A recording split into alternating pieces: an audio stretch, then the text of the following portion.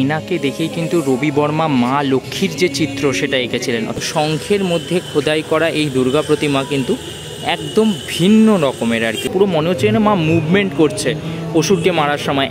ওপরে থাকা এই প্রদীপটা ঘুরছে। হ্যালো বন্ধুরা, সবাই কেমন আছো? পুজোর গন্ধ কিন্তু আকাশে বাতাসে ছড়িয়ে গেছে রীতিমতো। আর আমাদের পুজো পরিক্রমা পর্ব কিন্তু চলছে বেশ কিছুদিন ধরে। আর আজকের পুজো পরিক্রমা পর্বের প্রথম যে পুজো সেটা হচ্ছে প্রতাপাদিত্য রোড ত্রিকোণ পার্ক। ত্রিকোণ পার্কের সাথে কিন্তু এই ভিডিওতে তোমাদের জন্য থাকবে নাগতলা উদয়ন সংঘ, তাই পুরো ভিডিওটা আমাদের সঙ্গে থাকো, স্কিপ না করো। তো বেশ ভাল লাগছে পুজোর আগে পুজো দেখতে আর তোমাদের সাথে সেগুলো ভাগ করে নিতে, যাতে তোমরাও আমাদের এই দেখা ভিডিওগুলো দেখে নিজেদের উইশ লিস্ট সাজিয়ে নিতে পারো। কলকাতার সেরা 25টা পুজো মাস আর্ট চলছে। আর হ্যাঁ, অবশ্যই যারা এই মুহূর্তে মাস আর্ট কার্ড হোল্ডার আছো তারাই কিন্তু শুধুমাত্র এই পুজোগুলো দেখতে পারবে, এবং যারা পারবে না তারা ক্যামেরায় চোখ রাখতে পারো এবং পুজোর জন্য রেডি হতে পারো। তো বেসিক্যালি এটাই তোমাদের ভিডিও শুরুতে জানিয়ে দেওয়ার ছিল। আজকে দক্ষিণ কলকাতা থেকে আমি Souvik, and we are mega Bloggers. আমাদের আজকে পুজো পরিক্রমার প্রথম যে পুজোয় চলে এলাম সেটা হচ্ছে প্রতাপ আদিত্য রোড ত্রিকোণ পার্ক। আর ওদের এই বছরের ভাবনা দেব দর্শন। দেব দর্শন, ওয়াও, এন্ট্রান্সটাই এতটা সুন্দর লাগছে সিরিয়াসলি। এখানে দেব দর্শন কথাটা খুব সুন্দর করে লেখা রয়েছে। দেব দর্শন, বিহোল্ডিং দ্য ডিভাইন। দেব দর্শন হচ্ছে দেবতাদের যে চিত্র তার ইতিহাস।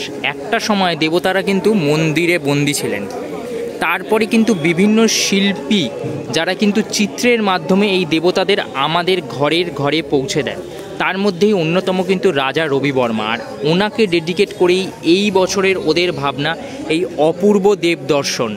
এখানে কিন্তু প্রবেশ করছি যখন প্রথমেই রাজা রবি বর্মার একটা পোস্টকার্ড ইমেজ রয়েছে। আর আবহতে কিন্তু বাজছে যে কে দেখালো তোমায়। হ্যাঁ, উনি যদি আমাদেরকে এই দেবতাদের চিত্র এঁকে না দেখাতেন তাহলে কি সত্যি আমরা চিনতে পারতাম এই দেবতাদের কেরম দেখতে।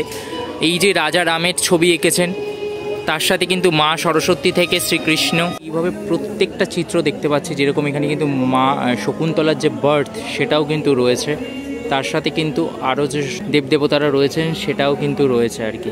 ওনার আঁকা বিভিন্ন চিত্রের প্রিন্ট, যেরকম এখানে গজলক্ষ্মীর প্রিন্ট দেখতে পাচ্ছি, তারপর সোনামুখী সর্বমণি স্বামী, ঠিক আছে, তারপর মা লক্ষ্মীর ছবি রয়েছে এখানে, তার সাথে মা সরস্বতীর ছবি রয়েছে। প্রত্যেকটা দেবদেবতাদের কিন্তু এরকম ছবি, যেখান থেকে কিন্তু আমরা সেই দেবদেবতাদের চিনতে শুরু করি, সেইটা কিন্তু রয়েছে এখানে। আর ভারতবর্ষের প্রথম মানে চিত্র আর কি রাজা হরিশ্চন্দ্র, সেটারও কিন্তু ব্যানার ওনারই সৃষ্টি আর কি। তো সেটাও কিন্তু এখানে রয়েছে। তার সাথে কিন্তু বিভিন্ন এরকম কমিক স্টাইলের যে দেবদেবতাদের কাট আউট সেগুলোও রাখা রয়েছে এখানে। বেশ অন্যরকম একটা থিম, বেশ অন্যরকম একটা ভালো লাগা। হ্যাঁ, মানে এই চিত্রগুলো থেকেই তো এই মূর্তিগুলো পরবর্তী সময় সৃষ্টি হয়েছে। তো সেই বিষয়গুলোকে কিন্তু খুব সুন্দর করে এখানে কিন্তু আর্ট ওয়ার্কের মাধ্যমে দেখিয়েছেন শিল্পী। যার ছবিটা দেখতে পাচ্ছ, আসল ছবিটা, এনাকে দেখেই কিন্তু রবি বর্মা মা লক্ষ্মীর যে চিত্র সেটা এঁকেছিলেন। অর্থাৎ মানুষকে দেখেই কিন্তু দেবতাদের ছবি উনি এঁকেছেন। এখানটা তোমরা আরও বেটারভাবে বুঝতে পারবে। এই যে এই পাশে থাকা একজন মানে মহিলা, ওনার কিন্তু ফেসে মুখের আদলেই কিন্তু এই পাশে মা লক্ষ্মীর কিন্তু চিত্রটা অঙ্কন করা হয়েছে। এইখানে যে বাড়িটির আদলে বা এটা করা হয়েছে সেটা কিন্তু রবি বর্মার বাড়ির আদলে। এখানে কিন্তু একটা কেরালিয়ান ছাপ তোমরা দেখতে পাবে। কেরালে কিন্তু এই ধরনের টেম্পলস বা বাড়ি হয়ে থাকে। যদিও এইটা অ্যাকচুয়ালি এই জায়গাটাকে নৃত্যশালা বলা হয়, যেখানে কিন্তু কথাকালি ড্যান্স আর কি মূলত হয়ে থাকতো। এই যে ওনার কিন্তু একটা এই যে এখানে কিন্তু একটা চিত্র ওনার রাখা রয়েছে প্রদীপ প্রজ্বলিত করে। তো সেইভাবে কিন্তু বিষয়টা করা হয়েছে আর কি। ওনার বাড়ির আদলে কিন্তু এই মণ্ডপের যে এন্ট্রান্সটা সেটা রয়েছে। এই মুহূর্তে কিন্তু মূল যে মণ্ডপ রয়েছে সেখানে প্রবেশ করছি। আর হ্যাঁ, ভেতরটা জাস্ট দেখো, সো গর্জিয়াস, মনে হচ্ছে যেন কোনো একটা রাজবাড়ির ভেতরে প্রবেশ করেছি, এতটাই সুন্দর লাগছে কিন্তু। দুর্দান্ত পুরো ভেতরটা। সত্যি কথা বলছি, এই বছরের দেখা এখনও অবধি আমার সব থেকে সেরা প্রতিমা লেগেছে প্রতাপাদিত্য রোডের ত্রিকোণ পার্কের এই প্রতিমাটা। মার যেভাবে একটা রুদ্র মুখ নিয়ে একটা মানে অন্যভাবেই রয়েছে, এটা অন্য পশ্চারে রয়েছে। পুরো মনে হচ্ছে যেন মা মুভমেন্ট করছে অসুরকে মারার সময়, এতটাই মানে দুর্দান্ত লাগছে। আমি সেই কারণে ক্যামেরাটা আটকে রেখেছি। আর তারপর যদি তোমাদের বাদবাকি দেবতাদের দেখাই, তাহলে মা সরস্বতী, দেখো রবি বর্মা যেভাবে ছবি আঁকতেন, একদম এই যে পাশে সরস্বতীটা রয়েছে, ঠিক তার পাশেই কিন্তু এই মা সরস্বতীকে রাখা রয়েছে। ঠিক ওইভাবে কিন্তু অ্যাকুরেসি মেনটেন করা হয়েছে এখানে। ঠিক সেইভাবে যদি আমি এখানে মা লক্ষ্মীকে দেখাই, মা লক্ষ্মী কিন্তু এই যে এখানে জলপদ্মের ওপর দাঁড়িয়ে রয়েছেন। আর ঠিক তার পাশে তার ভাই গণেশ একটা কিন্তু চেয়ারের মধ্যে বসে আছে এইখানে। তার থেকে কিন্তু ওই দূরে এইখানটাতে রয়েছে আর কি। তো একটা একদম অন্য ধাঁচের অ্যাটমসফিয়ার রয়েছে এখানে। আমার খুবই ভাল লেগেছে এই প্রতিমাটা। আমি যদি দেখাই, ভেতরেও কিন্তু এই ধরনের বিভিন্ন কারুকার্য করা হয়েছে, বিভিন্ন ছবি ব্যবহার করা হয়েছে, ওনার আঁকা, ওনার পেন্টিং, এবং এই পুরো সাইডের পুরো যে অংশগুলো রয়েছে দুর্দান্ত, একটা আলাদাই অ্যাটমসফিয়ার রয়েছে কিন্তু পুরো মণ্ডপটা জুড়ে, যেটা কিন্তু সত্যি মন ও নজর দুটোই কেড়ে নিয়েছে।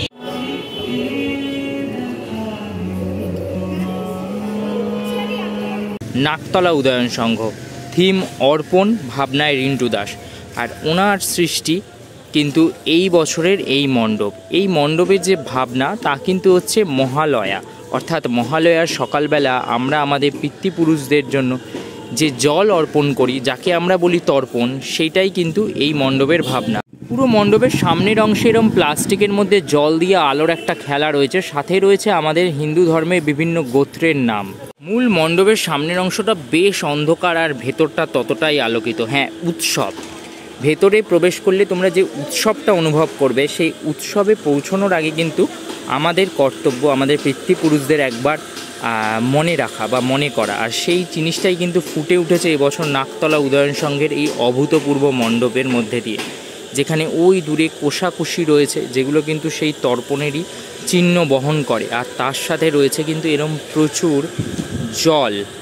পুরো মণ্ডপে কিন্তু এরম প্লাস্টিকের মধ্যে জল দিয়ে তাতে কিন্তু আলোর ব্যবহার করা হয়েছে বেশ সুন্দরভাবে, যেটা দেখতে কিন্তু বেশ অন্যরকম লাগছে। আর সাথে রয়েছে কিন্তু এরম প্রচুর অজস্র নিচে রাখা কলসি। হ্যাঁ, এই কলসিগুলোর মধ্যে কিন্তু আস্তে আস্তে করে 1 ফোঁটা 2 ফোঁটা করে জল পড়ছে, যেটা কিন্তু জল অর্পণের ইঙ্গিত বহন করে। ওপরে থাকা এই প্রদীপটা ঘুরছে, আর ঠিক তার নিচে রয়েছে এই অপরূপ মাতৃ প্রতিমা।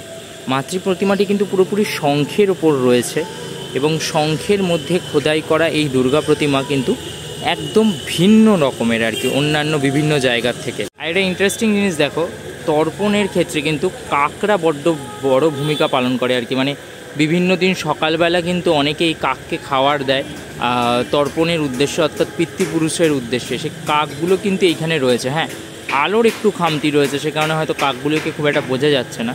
নিচের অংশটাতে কিন্তু শিল্পী বেশ সুন্দর করে বিভিন্ন জিনিসপত্র এঁকেছেন। এখানে কিন্তু আমরা আমাদের যে বিভিন্ন ঋষিরা রয়েছেন তাদেরকে দেখতে পাচ্ছি, ঠিক আছে। আর তার সাথে কিন্তু এখানে আমরা শ্রী রামচন্দ্রকেও দেখতে পাচ্ছি।